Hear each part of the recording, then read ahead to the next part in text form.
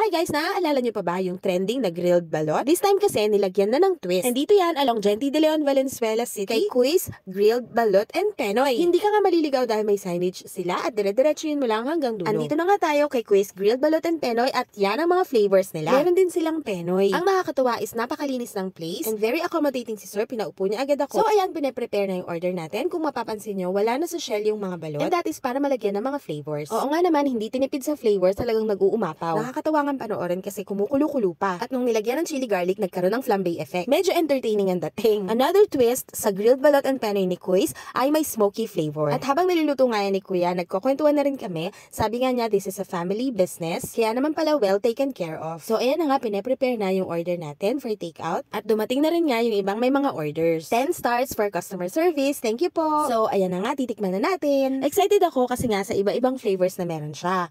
At saka meron ding free na suka, maanghang, tsaka hindi. Ito ang cheesy garlic ang una kong tinikman and masasabi ko talaga sobrang malasa siya. Masarap. Oo nga pala, ang business hours nila ay 3 p.m. to 11 p.m.